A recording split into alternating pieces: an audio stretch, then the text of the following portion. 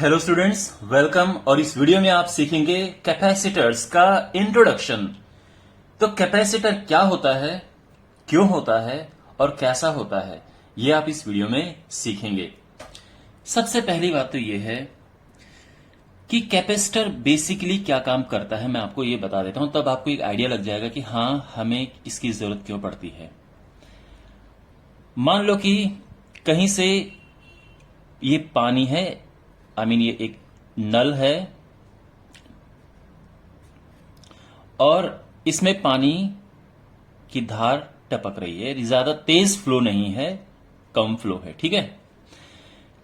तो और आपको नहाना है और आपके पास एक बाल्टी है, तो आप क्या करते हो, आप उस बाल्टी से, उस बकेट से पहले बकेट को फिल करते हो और फिर आप नहाते हो, ठीक है। एक साथ सारा पानी डालते हो, क्योंकि अगर आप इस धार के साथ नहाओगे तो नहीं नहा पाओगे। तो फिर क्या है कि आप इसमें पानी स्टोर करते हो, वाटर स्टोर करते हो, वो सारा वाटर एक साथ डालते हो।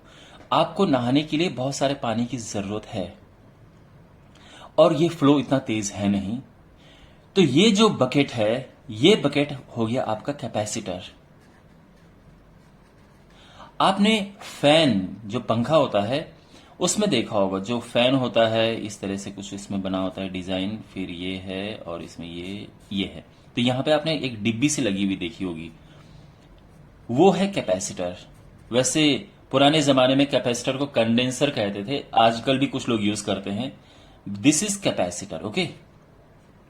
तो क्या होता है कि इस मोटर को घुमाने के लिए बहुत ज्यादा करंट की जरूरत पड़ती है, बहुत ज्यादा एनर्जी की जरूरत पड़ती है इसे घुमाने के लिए। तो जब हम ऑन करते हैं तो जो कैपेसिटर ये चार्ज हो रखा है, ये सडनली अपनी सारी एनर्जी तुरंत से रिलीज कर देता है। बहुत फास्ट ये अपनी एनर्जी रिलीज करता है और उसके बाद तब ये फ्लो होना शुरू होता है। एक बार ये पंखा घूमना शुरू हुआ, उसके बाद फिर तब इतनी एनर्जी की जरूरत नहीं पड़ती, फिर ये घूमता है और इस दौरान ये दोबारा से क्विकली चार्ज भी हो जाता है, ठीक है। जो हमारा करंट जा रहा है तो फिर चार्ज हो जाता है। बंद करोगे, फिर ऑन करोगे तो फिर वो सारी एनर्जी सारी दे देगा। बिना कंडेंसर के आप घुमाओगे तो पहली बात तो पंखा घूमेगा नहीं, और घूमेगा तो बहुत धीरे धीरे घूमेगा। आपने देखा होगा कि आपका पंखा बहुत स्लो घूम रहा है, तो जो इलेक्ट्रिशियन आते हैं वो कहता है कि आपका कंडेंसर खराब है या कैपेसिटर खराब हो रखा है। तो जब आप कैपेसिटर यूज करते हो उसके बाद ये तेज घूमना शुरू कर देता है। अंडरस्टैंड? तो ये बेसिक कॉन्सेप्ट है। तो बेसिकली जो कैपेसिटर है वो चार्ज स्टोर करता है, या हम कहें इलेक्ट्रिक एनर्जी स्टोर करता है। ये एक पैसिव कंपोनेंट है। अगर आपको पता होगा एक्टिव कंपोनेंट क्या होता है, पैसिव कंपोनेंट क्या होता है, ये पैसिव मींस ये कोई बैटरी नहीं है, लेकिन फिर भी कुछ कभी कभार कुछ ऐसा काम करता है जैसे बैटरी की तरह काम करता है, ठीक है ना।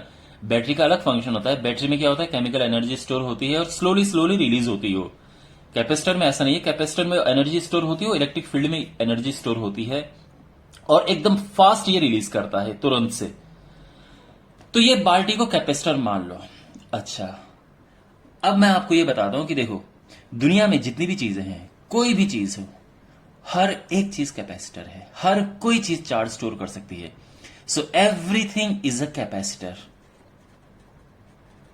लेकिन प्रॉब्लम यह है कि कोई भी जो बॉडी है, अगर हम उसको वोल्टेज देते हैं, बिल्कुल हम वोल्टेज देते हैं और उसमें चार्ज स्टोर होता जाता है। वोल्टेज हमने अप्लाई किया और इस बॉडी में चार्ज स्टोर होना शुरू हुआ। लेकिन इसमें चार्ज तब तक स्टोर होगा जब तक कि ये मैक्सिमम पोटेंशियल ना रीच कर जाए। जैसे ही इसका पोटेंशियल मैक्सिमम पहुंचा, इसमें चार्ज और नहीं दे सकते हैं। और इस तरह से जो डिवाइसेस होती हैं, उनका पोटेंशियल जो होता है, मैक्सिमम पोटेंशियल बहुत ही कम होता है। उससे ज्यादा हम उसको चार्ज देंगे तो जो चार्ज है वो लीक होना शुरू हो जाएगा।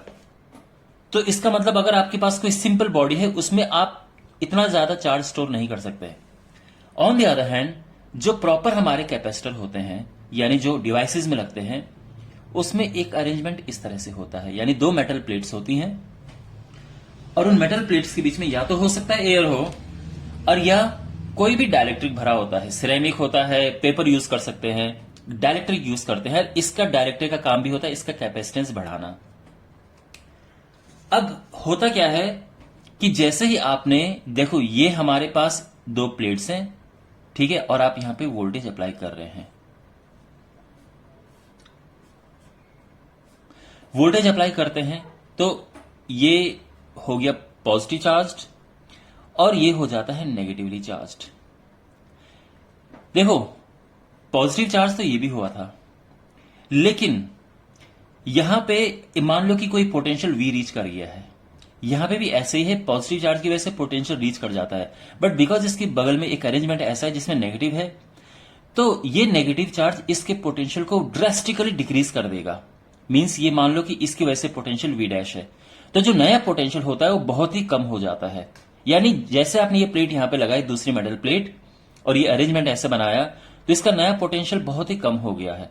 इसका मतलब ये है कि जो आप उस पोटेंशियल को वापस V तक पहुंचाने में, यानी हमारा जो पोटेंशियल है वो तो V है ना, जो हमने V तक पहुंचाना है, वापस V तक पहुंचाने के लिए आप उसको और चार्ज दे सकते हो, खूब सारा चार्ज दे सकते हो। अब हमारे पास ये जो डायरेक्ट्रिक होता है, इसकी वजह से भी इसका पोटेंशियल कम हो जाता है, तो वापस उस पोटेंशियल को दोबारा ऊपर ले लाने के लिए हम और चार्ज इसे दे सकते हैं। तो बेसिकली जो हमारे पास कैपेसिटर होता है वो एक ऐसा अरेंजमेंट होता है कि उसमें एक लिमिटेड स्पेस में भी बहुत सारा चार्ज हम स्टोर कर सकते हैं। This is capacitor. तो जो कैपेसिटर होता है सिंपली आपने इस तरह से देखे होंगे, ड्रम शेप में होते हैं, 2 टर्मिनल निकले होते हैं, इसमें 2 टर्मिनल डिवाइस होता है ये। इस तरह से आपने देखा होगा, पतले पतले से ये भी कैपेसिटर होते हैं, बहुत बड़े बड़े कैपेसिटर्स भी होते हैं। बहुत बड़ा कैपेसिटर एक जगह पे अगर कहीं रखा है, ऐसे रखा है, तो आप कभी इनके टर्मिनल्स को टच मत करना। हो सकता है कि किसी ने यूज करने के बाद वहां पे रखा हो और इसमें बहुत सारी एनर्जी स्टोर हो, तो आपको शॉक लग सकता है। ये अलग बात है, बहुत छोटे जो होते हैं उसमें हो सकता है इतनी ज्यादा एनर्जी स्टोर ना हो कि आपको इतना बड़ा इलेक्ट्रिक शॉक लगे, लेकिन फिर भी अगर आपको कहीं कुछ इस तरह से कोई कैपेसिटर रखा हुआ दिखता है तो कोई गारंटी नहीं है कि वो डिस्चार्ज होगा, तो आप इनके टर्मिनल्स को टच ना करें। खैर, अब इस पे आते हैं वापस। तो जैसे आप इसको वोल्टेज देते हैं तो इसमें चार्ज बढ़ता जाता है, बढ़ता जाता है, बढ़ता जाता है, ठीक है। अच्छा, या आप इस तरह से भी कह सकते हैं कि जैसे आप इसको और चार्ज देते हैं, ठीक है, means charge is directly proportional to potential. तो यहां पे इसको हम प्रोपोर्शनलिटी साइन हटाएंगे और प्रोपोर्शनलिटी कांस्टेंट लगा देंगे, और ये हमारा बन गया है फॉर्मूला, और C is equal to Q/V आ गया। और जो C है ये सिंबल होता है कैपेसिटर का। C is capacitance. तो ऑफ कोर्स आप समझ चुके होंगे, कैपेसिटर ये डिवाइस होती है और कैपेसिटेंस उसकी एक प्रॉपर्टी होती है, उसकी क्वालिटी होती है, ठीक है, कि इसका कैपेसिटेंस कितना है। तो capacitance is the property of capacitor. और फॉर्मूला ये होता है, यूनिट की अगर हम बात करें तो यूनिट दिस इज कूलम और दिस इज वोल्ट। तो ये कूलम पर वोल्ट भी आप इसकी यूनिट लिख सकते हैं, but great sir Michael Faraday उन सम्मान में जो इसकी यूनिट है वो फैरड कही जाती है, तो इसकी यूनिट है फैरड। ओके, तो अगर ये 1 है, ये 1 है, तो कैपेसिटेंस 1 फैरड आएगा। लेकिन मैं एक बात आपको बता दूं माय डियर, कि जो 1 फैरड होता है ये बहुत ज्यादा होता है। 1 फैरड इज सो मच। पूरी धरती का जो कैपेसिटर है वो भी 1 फैरड नहीं है, तो आप समझ सकते हैं कि 1 फैरड कितनी बड़ी क्वांटिटी होती है। इसलिए जो डिवाइसेस होती हैं उसमें ज्यादातर आप पिको फैरड देखते हैं, जो बहुत छोटी डिवाइस होती हैं। जो थोड़ा बड़ी डिवाइस होती है उसमें आप माइक्रो फैरड देखते हो। पिको फैरड को हम माइक्रो फैरड भी कह सकते हैं, ठीक है, क्योंकि माइक्रो होता है 10 पावर 6, तो पिको हो जाएगा 10 पावर -12। ओके, 10 पावर -6, 2 बार माइक्रो या एक बार पिको लिखो, 10 पावर -12 फैरड। तो जैसे आप छोटे छोटे कोई मॉडल बनाते हैं तो उसमें मार्केट में जाके 20 का कैपेसिटर चाहिए या 15 का चाहिए, तो उसका मतलब यह है कि 20 पिको फैरड का कैपेसिटर चाहिए या 15 पिको फैरड का चाहिए, ठीक है। तो ये पिको फैरड में होते हैं। जो बड़े कैपेसिटर होते हैं उसमें आपको माइक्रो फैरड में रीडिंग मिलेगी, 1000 माइक्रो फैरड, 500 माइक्रो फैरड, इस तरह से, ठीक है। ओके, सो अब प्रश्न ये है, मान लो कि अगर मैं ये कहूं आपसे कि जो पूरी अर्थ है उसका कैपेसिटेंस फाइंड करो, तो कैसे करेंगे? तो सिंपली ये है, capacitance is equal to Q/V, ठीक है। मान लो कि पूरी धरती को हमने पूरा चार्ज कर दिया है, पूरा जितना उसका पोटेंशियल था पूरा, तो उसका पोटेंशियल क्या हो जाएगा? 1/4 4 pi epsilon not Q upon और धरती का रेडियस। अब ये ऊपर जाएगा, ये हो जाएगा 4 pi epsilon naught R. In fact धरती छोड़ो, कोई भी कोई स्फेयर है उसका रेडियस अगर आर है और उसका कैपेसिटेंस आपको निकालना है तो ये है, तो ये ध्यान रखना, ठीक है। कोई भी स्फेयर जिसका रेडियस आर है, बल्कि इसको हम कह सकते हैं कैपेसिटेंस ऑफ अ स्फेयर, ठीक है। देखो माय डियर, मैं बहुत ही सिंपल बेसिक वे में ये सब समझाने का प्रयास कर रहा हूं। अगर आपको ये लगता है कि सर आपका पढ़ाने का तरीका थोड़ा ऐसा है कि बिगिनर को समझ में ना आए, या बिल्कुल लेमैन की तरह आप नहीं समझा रहे हो, तो मुझे बताना, मैं आपको और स्लो वे में और सिंप्लीफाइड वे में समझाऊंगा। बट मुझे ही अपनी तरफ से ये लगता है कि मैं काफी सिंपल वे में समझा रहा हूं, जिससे कि आपको ज्यादा से ज्यादा समझ आए। तो यहां से आपने देखा, आप ये जानते हैं कि जो स्फेयर होता है उसका पोटेंशियल जो होता है उसका फॉर्मूला ये होता है। तो हमने ये फॉर्मूला अप्लाई करके ये कैपेसिटेंस निकाल दिया, किसका? एक स्फेयर का। और अगर आपके पास क्वेश्चन हो कि find the capacitance of earth, simply हमें क्या करना है, यहां पे वैल्यूज पुट करनी है। तो 4 पाई एप्सिलॉन नॉट होता है 1/9 इंटू 10⁹। समझ गया ना? क्यों? क्योंकि 1/4 पाई एप्सिलॉन नॉट होता है 9 इंटू 10⁹। तो ये ऊपर है तो ये नीचे आ जाएगा। रेडियस अर्थ का होता है अप्रोक्सीमेटली 6.4 इंटू 10⁻⁻, प्लस ऑफकोर्स